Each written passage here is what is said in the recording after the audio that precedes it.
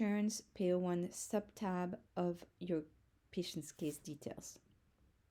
Let's click on Insurance Payor1. On this first screen here, you'll be setting up the payer. So go ahead and click on the company ID and select your payer from the drop menu list. This list of payer is coming from the gear icon where you set up your preferences and settings. If you don't see your payer name in this list, go ahead and click on the little pencil here and add it to the list. This will bring you straight to the list. On the right hand side, if you need to fill out any of these fields here, go ahead and do so. There is a copay, you can set it up here.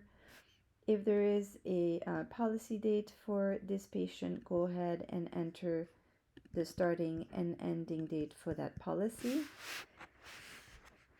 Go ahead and add how many visits are allowed during that time period. And if you have an authorization number, select yes here and go ahead and enter that number here.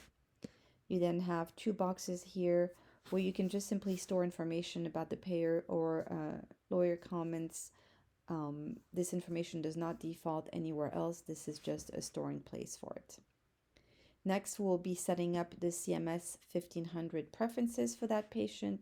So go ahead and click on View CMS 1500. And this is obviously CMS 1500 information relating to this Payor1. You'll notice that a lot of the information that was entered on the overview screen, as well as the billing preferences for the case detail, meaning ICD and CPT codes, will default to the template already. So what you'll need to do is go through this here and check what remains to be, what needs to be checked still. Probably all the little boxes here, check that this is indeed what you need for that patient. You'll probably need to also enter a date in box 12 here. Just take a look at this template and make sure that everything that you need is here. On the right hand side, you might have to fill in box 11 or possibly box 23 here with a prior authorization number. Don't worry about not seeing any dates on next to the CPT procedures. This date will be assigned as you create an invoice, and of course will be the date of that invoice. So we don't preset anything here because it will change every time that you create an invoice. For box 32, that's the service facility location. If it is the same as the billing location, which is box 33, go ahead and click on this box and it will then give you the option to default the information from box 33, or you can choose to have the facility address. The facility address would be the address that you set up in the preferences and setting under company information, the address that goes on your super bill.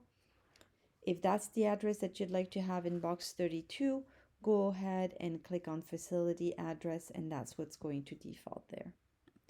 I'll just click OK, and it's going to default the same as box 33. That is pretty much it for here.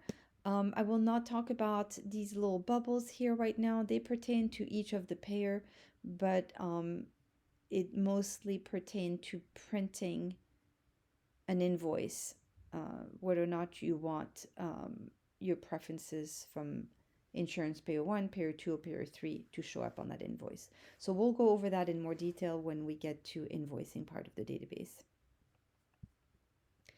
A quick note about Payor2 and Payor3. I'm not going to make a separate videos for that. It's basically exactly the same as Payor1, but this is where you set up Payor2 and Payor3 information if needed.